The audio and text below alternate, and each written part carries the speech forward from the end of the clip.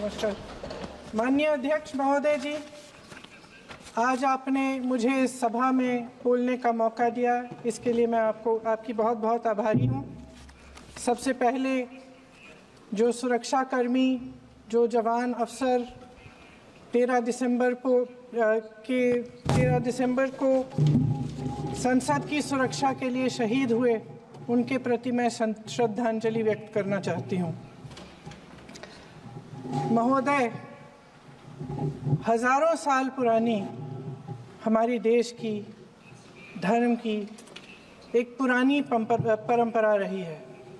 ये परंपरा संवाद, चर्चा की रही है। एक गौरवशाली परंपरा है जो दर्शन ग्रंथों में, वेदों में, उपनिषदों में दिखती है। वाद विवाद और संवाद की हमारी पुरानी संस्कृति है। अलग अलग धर्मों में भी, इस्लाम में, सूफियों में, बौद्ध धर्म में, जैन धर्म में, सिख धर्म में भी ये वाद संवाद, ये चर्चा बहस, इसकी संस्कृति रही है। इसी परंपरा से उभरा हमारा स्वतंत्रता संग्राम। हमारा स्वतंत्रता संग्राम विश्व में एक अनोखा संग्राम था, एक अनोखी लड़ाई थी जो अहिंसा और सत्य पर आधारित थी।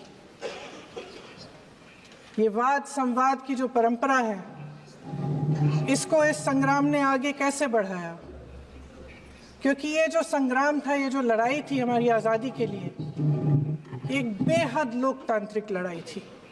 इसमें देश के किसान, देश के जवान, देश के मजदूर, देश के अधिवक्ता, देश के बुद्धिजीवी, चाहे किसी भी जाति के हों, चाहे किसी भी धर्म के हों, चाहे किसी भी भाषा को बोलते हों, सब इस स्वतंत्रता संग्राम में शामिल हुए। सब ने हमारे देश की आज़ादी की लड़ाई लड़ी।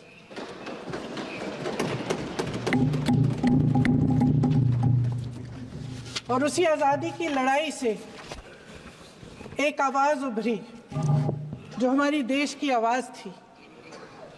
वो आवाज़ ही आज हमारा संविधान है। साहस की आवाज़ थी, हमारी आज़ादी की आवाज़ थी, और उसी की गूंज ने हमारे संविधान को लिखा और बनाया। ये सिर्फ एक दस्तावेज नहीं है। बाबा साहेब अम्बेडकर, मौलाना आज़ाद जी, राजगोपालाचारी जी और जवाहरलाल नेहरू जी और उस समय के तमाम नेता, जैसे आपने कहा, इस संविधान को बनाने की जो कार्य में सालों के लिए जुटे रहे। हमारा संविधान इंसाफ, उम्मीद, अभिव्यक्ति और आकांक्षा की वो ज्योत है जो हर हिंदुस्तानी के दिल में जलती है। अध्यक्ष महोदय, इस ज्योत ने हर एक भारतीय को ये पहचानने की शक्ति दी कि उसे न्याय मिलने का अधिकार है, कि उसमें अपने अधिकारों के लिए आवाज़ उठाने की क्षमता है, कि जब वो आवाज़ उठाएगा तो सत्ता को उसके सामने झुकना पड़ेगा। इस संविधान ने हर एक देशवासी को ये अधिकार दिया कि वो सरकार बना भी सकता है और सरकार बदल भी सकता है।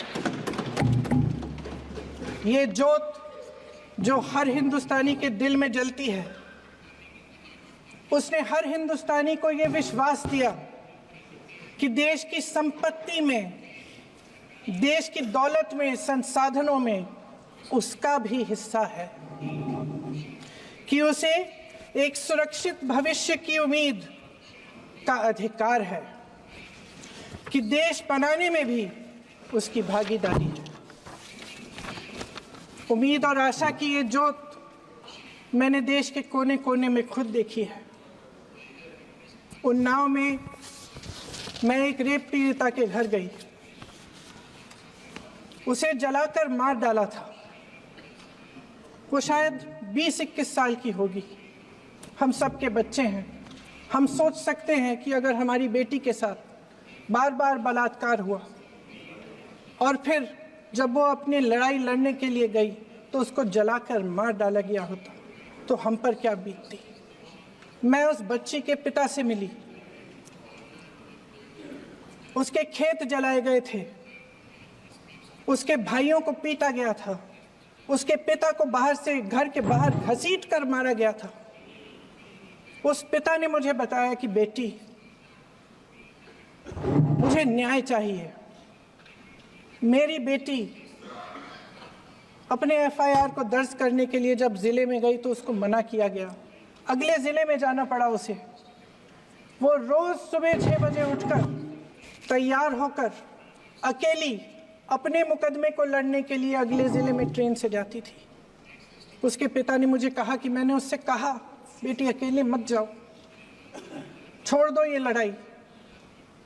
लेकिन उसकी बेटी ने उसको जवाब दिया कि नहीं पिताजी, मैं अकेली जाऊंगी, मैं लड़ूंगी, ये मेरी लड़ाई है, मैं इसको लड़ूंगी।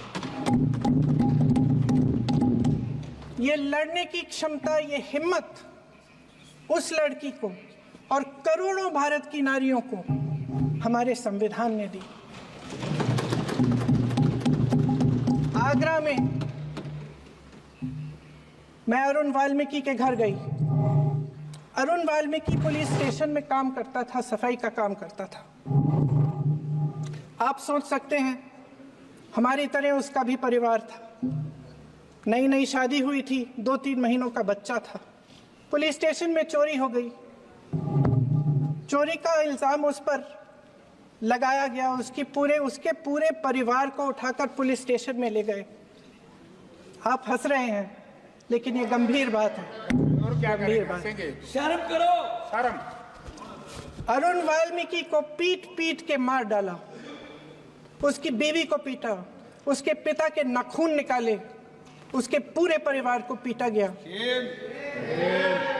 जब मैं उस जवान महिला से मिलने गई जो अभी अभी विधवा हुई थी, तो उसने मुझे कहा कि दीदी, हमें सिर्फ एक चीज चाहिए, हमें न्याय चाहिए और हम इस न्याय के लिए लड़ते रहेंगे, चाहे कुछ भी हो जाए।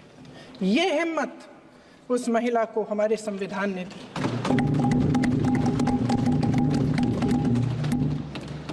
संभल के कुछ लोग आए थे हमसे मिलने, जो मृतकों के परिवार के सदस्य थे। उसमें 2 बच्चे थे, अदनान और उजैर। अब सुनिए। उसमें 2 बच्चे थे, अदनान और उजैर। एक बच्चा मेरे बच्चे की उम्र का है, दूसरा उससे छोटा 17 साल का है। दर्जी के बेटे थे। दर्जी का एक ही सपना था कि वो अपने बेटों को पढ़ाएगा, लिखाएगा। एक बेटा डॉक्टर बनेगा, एक बेटा भी सफल होगा दूसरा बेटा भी अपने जीवन में सफल होगा। उनके पिताजी हर रोज उनको स्कूल छोड़ते थे। उस दिन भी स्कूल छोड़ने के बाद अपनी दुकान में चले गए। उन्हें पता नहीं था कि विवाद हो रहा है। उन्होंने भीड़ देखी, घर आने की कोशिश की तो पुलिस ने गोली से मार डाला। वो 17 साल का बच्चा अदनान मुझसे कहता है, वो 17 साल का बच्चा अदनान मुझसे कहता है कि मैं बड़ा होकर डॉक्टर बन के दिखाऊंगा, मैं अपने पिता का सपना साकार करूंगा। ये सपना, ये आशा उसके दिल में हमारे संविधान ने डाली। अध्यक्ष महोदय, हमारे देश के करोड़ों देशवासियों के संघर्ष में, अपने अधिकारों की पहचान में, इनकी कठिन से कठिन परिस्थितियों से लड़ने की अपार हिम्मत में और देश से न्याय की अपेक्षा में हमारे संविधान की ज्योत जल रही है। मैंने हमारे संविधान की ज्योत को जलते हुए देखा है और इसके साथ साथ ये भी समझा है कि हमारा संविधान एक सुरक्षा कवच है। एक ऐसा सुरक्षा कवच है जो देशवासियों को सुरक्षित रखता है, न्याय का कवच है, एकता का कवच है और अभिव्यक्ति की आज़ादी का कवच है। दुख की बात यह है कि मेरे सत्ता पक्ष के साथी जो बहुत बड़ी बड़ी बातें करते हैं, इन्होंने इन 10 सालों में ये सुरक्षा कवच, सत्ता पक्ष के मेरे साथियों ने ये सुरक्षा कवच तोड़ने का पूरा प्रयास किया है। संविधान में सामाजिक, आर्थिक और राजनीतिक न्याय का वादा है। ये वादा एक सुरक्षा कवच है जिसको तोड़ने का काम शुरू हो चुका है। लैटरल एंट्री और निजीकरण के जरिए ये सरकार आरक्षण को कमजोर करने का काम कर रही है। अगर लोकसभा में ये नतीजे नहीं आए होते तो ये संविधान बदलने का काम भी शुरू कर लेते। सच्चाई ये है अध्यक्ष महोदय कि आज संविधान बार बार इसलिए कह रहे हैं क्योंकि इस चुनाव में इनको पता चल गया कि इस देश की जनता ही इस संविधान को सुरक्षित रखेगी, कि इस चुनाव में हारते हारते जीतने से इन्हें एहसास हुआ कि ये संविधान बदलने की बात इस देश में नहीं चलेगी। आज जनता की मांग है कि जाति जनगणना हो। सत्ता पक्ष के मेरे साथी ने इसका जिक्र किया। ये जिक्र भी आज इसलिए हो रहा है क्योंकि चुनाव में ये नतीजे आए।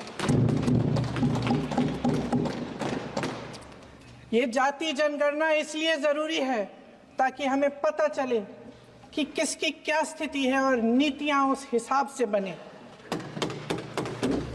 इनकी गंभीरता का प्रमाण ये है कि जब चुनाव में पूरे विपक्ष ने जोरदार आवाज उठाई कि ये जाति जनगणना होनी चाहिए, तो इनका जवाब देखिए। इनका जवाब भैंस भाग भैंस चुरा लेंगे, मंगलसूत्र चुरा लेंगे, इनका ये जवाब था। ये गंभीरता है इनकी जाति जनगणना पर। महोदय, हमारे संविधान ने आर्थिक न्याय की नींव डाली, किसानों, गरीबों और को जमीन बांटी, भूमि सुधार किया, जिसका नाम लेने से कभी कभी आप झिझकते हैं और कभी कभी उनका नाम धड़ाधड़ इस्तेमाल किया जाता है अपने आप को बचाने के लिए। उन्होंने HAL, BHEL, SAIL, GAIL, ONGC, NTPC, railways, IIT, IIM, oil refinery, तमाम PSU बनाए। अध्यक्ष महोदय, उनका नाम पुस्तकों से मिटाया जा सकता है, उनका नाम भाषणों से मिटाया जा सकता है, लेकिन जो उनकी भूमिका रही इस देश की आज़ादी के लिए और इस देश के निर्माण के लिए, वो इस देश में से कभी मिटाया नहीं जा सकता। 75 सालों में जनता का भरोसा रहा कि नीतियां बनेंगी तो जनता की भलाई के लिए बनेंगी। जल जंगल जमीन का अधिकार मिला आदिवासी भाई बहनों को। इंदिरा जी ने बैंकों का राष्ट्रीयकरण करवाया, खदानों का राष्ट्रीयकरण कराया। कांग्रेस और यूपीए की सरकारों में शिक्षा का, भोजन का अधिकार मिला। 75 सालों में जनता का भरोसा मिला। पहले संसद चलती थी तो जनता की उम्मीद होती थी कि सरकार महंगाई और बेरोजगारी पर चर्चा करेगी, कोई उपाय निकालेगी, कोई रास्ता निकालेगी। लोग मानते थे कि अगर कोई नई आर्थिक नीति बनेगी तो देश की अर्थव्यवस्था को मजबूत बनाने के लिए बनेगी, तो भारतीय बाजार को मजबूत बनाने के लिए बनेगी, उनके भविष्य को मजबूत बनाने के लिए बनेगी। किसान और आदिवासी भाई बहन भरोसा करते थे कि यदि जमीन के कानून में संशोधन होगा तो उन्हीं की भलाई के लिए होगा। आप नारी शक्ति की बात करते हैं। आज चुनाव की वजह से शायद इतनी बातचीत हो रही है नारी शक्ति के बारे में, क्योंकि हमारे संविधान ने महिलाओं को यह अधिकार दिया उनकी शक्ति को परिवर्तित किया वोट में, और आज आपको पहचानना पड़ रहा है कि महिलाओं के बिना, कि नारी शक्ति के बिना ये सरकारें नहीं बन सकती हैं। इसीलिए आज आप नारी शक्ति की बातें दोहरा रहे हैं। जो आप नारी शक्ति का अधिनियम लाए हैं उसको लागू क्यों नहीं करते? वो 10 साल बाद लागू क्यों होगा? क्या आज की नारी 10 साल इंतजार करेगी उसके लागू करने के लिए? क्या बात है, क्या बात।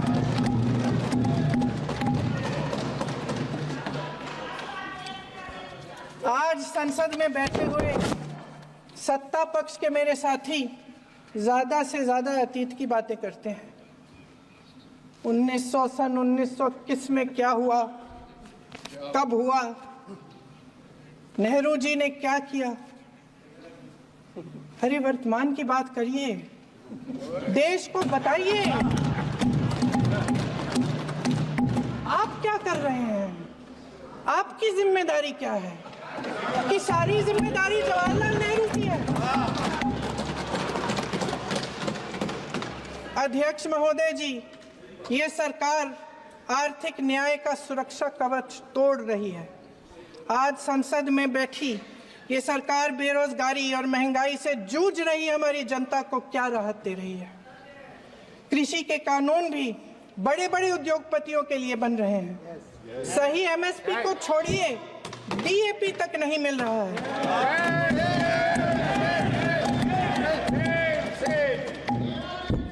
वायनाड से लेकर ललितपुर तक इस देश का किसान रो रहा है। आपदा आती है तो उसको कोई राहत नहीं मिलती। भगवान भरोसे है आज इस देश का किसान, उसको छोड़ दिया गया है। आज हिमाचल में देखिए, जितने भी कानून बने हैं वो सब बड़े बड़े उद्योगपतियों के लिए बन रहे हैं। हिमाचल में जो सेब उगता था उसके जो छोटे छोटे किसान हैं वह रो रहे हैं, क्योंकि एक व्यक्ति के लिए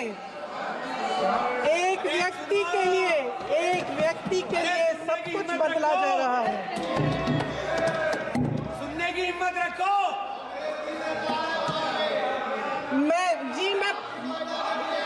अध्यक्ष महोदय जी, अध्यक्ष महोदय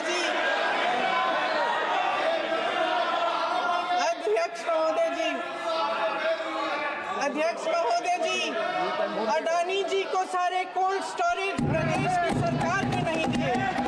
अडानी जी को सारे कोल्ड स्टोरेज आपकी सरकार ने दिए हैं। देश देख रहा है कि एक व्यक्ति को बचाने के लिए 142 करोड़ देश की जनता को नकारा जा रहा है। सारे बिजनेस, सारे संसाधन, सारी दौलत, सारे मौके एक ही व्यक्ति को सौंपे जा रहे हैं। सारे बंदरगाह, एयरपोर्ट्स, सड़कें, रेलवे का काम, कारखाने, खदाने, सरकारी कंपनियां सिर्फ एक व्यक्ति को दी जा रही है। जनता के मन में हमेशा ये विश्वास होता था कि अगर कुछ नहीं है तो संविधान हमारी सुरक्षा करेगा, मगर आज आम लोगों के बीच ये धारणा बनती चली जा रही है कि सरकार सिर्फ अडानी जी के मुनाफे के लिए चल रही है। देश में बहुत तेजी से गैर बराबरी बढ़ रही है। जो गरीब है वो और गरीब हो रहा है, जो अमीर है वो और अमीर हो रहा है। इस सरकार ने आर्थिक न्याय की भी सुरक्षा कवच तोड़ दिया है।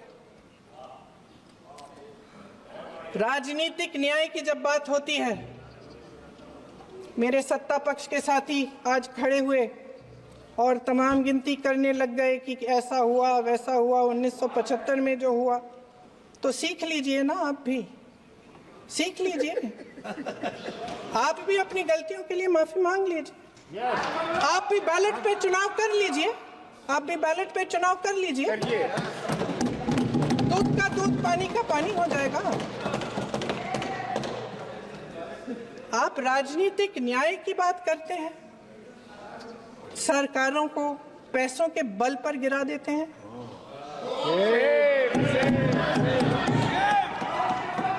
मेरा आग्रह है कि अपन संविधान में सकारात्मक बोले।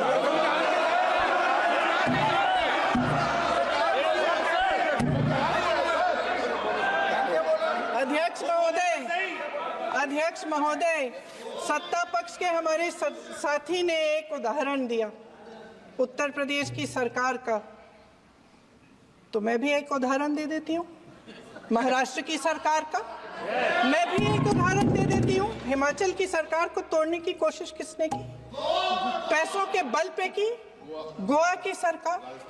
तमाम उदाहरण है। राजस्थान की क्या ये सरकारें जनता ने नहीं चुनी थी? क्या संविधान इन पर लागू नहीं था?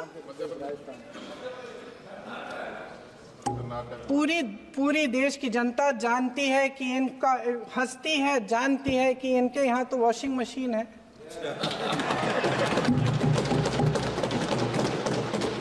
तो यहाँ से वहां जाता है, वो धुल जाता है। इस तरफ दाग, उस तरफ स्वच्छता। और मेरे कई ऐसे साथी हैं जो इस तरफ होते थे उस तरफ चले गए, मुझे दिख भी रहे हैं, वॉशिंग मशीन में शायद धुल गए हैं।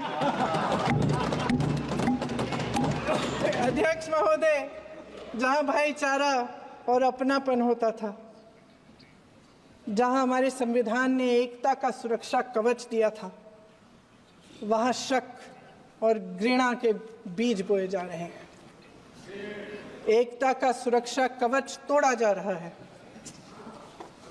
प्रधानमंत्री जी यहाँ सदन में संविधान की किताब को यूं माथे से लगाते हैं, लेकिन संभल में, हाथरस में, मणिपुर में जब न्याय की गुहार आती है, उठती है, तो उनके माथे पे शिकन तक नहीं आता।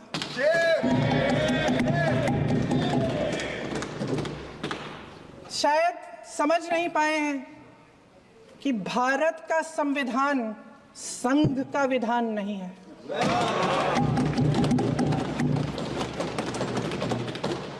भारत के संविधान ने हमें एकता दी, हमें आपसी प्रेम दिया। उस मोहब्बत की दुकान जिस पर आपको हंसी आती है, उसके साथ करोड़ों देशवासी चले। करोड़ों देशवासियों के दिल में एक दूसरे के लिए प्रेम है, घृणा नहीं है।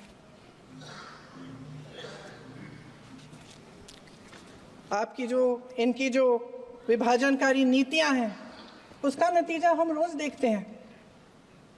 राजनीतिक फायदे के लिए संविधान को छोड़िए, देश की एकता को भी ये रख नहीं सकते, इसकी सुरक्षा नहीं कर सकते।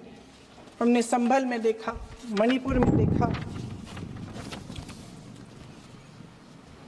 दरअसल इनका कहना है कि अलग अलग इस देश के अलग अलग हिस्से हैं, लेकिन हमारा संविधान कहता है कि ये देश एक है और ये देश एक रहेगा। जहां खुला विवाद होता था, अभिव्यक्ति का सुरक्षा कवच होता था, इन्होंने भय का माहौल पैदा किया है। सत्ता पक्ष के मेरे साथी अक्सर 75 सालों की बात करते हैं, लेकिन इन 75 सालों में ये उम्मीद, आशा, ये अभिव्यक्ति की ज्योति कभी थमी नहीं, कभी बुझी नहीं। इस देश की जनता ने खुलकर आलोचना की, निडर होकर धरने किए, प्रदर्शन किए। जब जब जनता नाराज हुई, तब तब सत्ता को ललकारा, उसे चेतावनी दी, बड़े से बड़े नेताओं को कटघरे में खड़ा किया, उनसे जवाब मांगा, न्याय मांगा। इस देश के छोटे छोटे से नुक्कड़ की दुकानों में, चाय की दुकानों में, इस देश के घरों में, गलियों में, मोहल्लों में, अखबारों में, प्रकाशन घरों में, न्यायपालिकाओं में चर्चा कभी बंद नहीं हुई, लेकिन आज ये माहौल नहीं है। आज जनता को सच बोलने से डराया जाता है, धमकाया जाता है। पत्रकार हो या विपक्ष का नेता हो या किसी यूनिवर्सिटी का प्रोफेसर हो, छात्र संघ हो या कर्मचारियों का संगठन हो, सबका मुंह बंद कराया जाता है। किसी पे ईडी, किसी पे सीबीआई, किसी पे इनकम टैक्स, फर्जी मुकदमे लगवाए जाते हैं, जेल में डाल दिया जाता है। विपक्षी नेताओं को जेल में डाल दिया जाता है, उनको सताया जाता है। किसी को नहीं छोड़ा इस सरकार ने। देशद्रोही कह के उत्तर प्रदेश में मुझे याद है कुछ अध्यापिकाएं प्रदर्शन कर रही थी, उन पर मुकदमा डाल दिया देशद्रोही का, उन्हें देशद्रोही कह दिया। इन्होंने देश का पूरा माहौल भय से भर दिया है। इनकी मीडिया की मशीन झूठ फैलाती है, तरह तरह के आरोप लगाती है, और शायद वह भी भय में ही है। महोदय, मैं इस सदन को याद दिलाना चाहती हूं कि ऐसा डर का माहौल देश में अंग्रेजों के राज में था। जब इस तरफ बैठे हुए गांधी की विचारधारा वाले लोग आजादी की लड़ाई लड़ रहे थे और उस तरफ वाली विचारधारा वाले लोग भय में रहकर अंग्रेजों के साथ साठगांठ कर रहे थे। लेकिन अध्यक्ष महोदय, भय का भी अपना स्वभाव होता है। भय फैलाने वाले हमेशा भय का खुद शिकार बन जाते हैं। ये प्रकृति का नियम है। आज इनकी भी यही हालत हो गई है। भय फैलाने के इतने आदी हो गए हैं कि खुद भय में रहने वाले हैं। चर्चा से डरते हैं, आलोचना से घबराते हैं। कई दिनों से हम मांग रहे हैं कि चर्चा करिए, लेकिन चर्चा करने की हिम्मत ही नहीं है।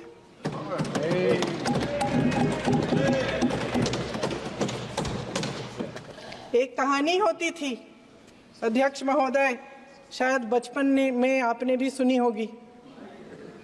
राजा भेष बदलकर बाजार में आलोचना सुनने जाता था।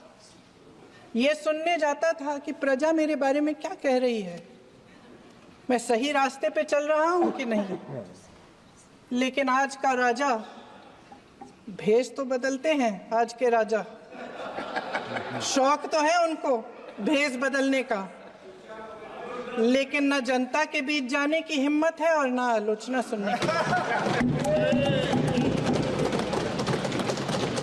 महोदय, मैं तो सदन में नहीं हूं।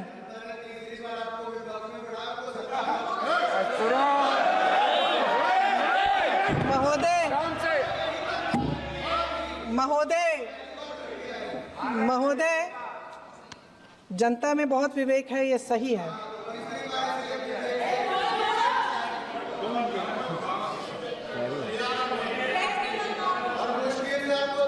अच्छा महोदय, मैं सदन में नहीं हूँ। कुछ हाँ ठीक है, मैं सदन में नहीं हूँ, मात्र 15 दिनों से आ रही हूँ।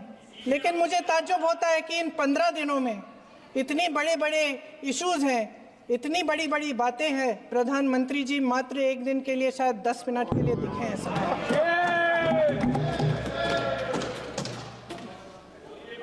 बात यह है अध्यक्ष महोदय जी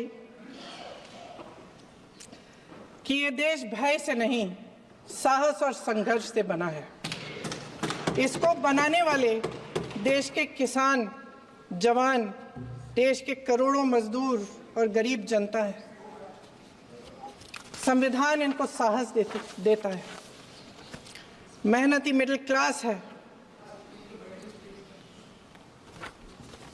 और इस देश के जो करोड़ों देशवासी हैं, जो रोजाना भयंकर परिस्थितियों का सामना करते हैं, उनको साहस देता है।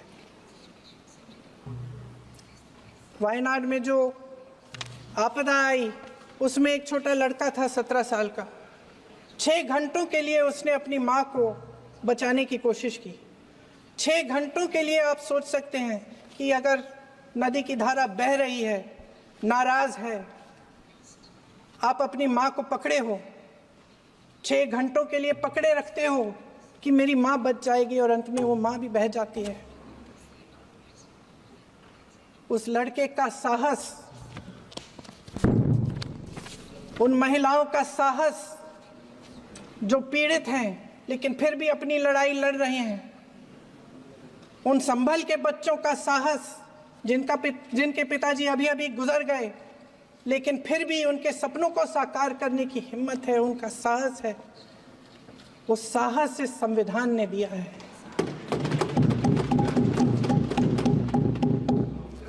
वो आत्मविश्वास इस संविधान ने दिया है।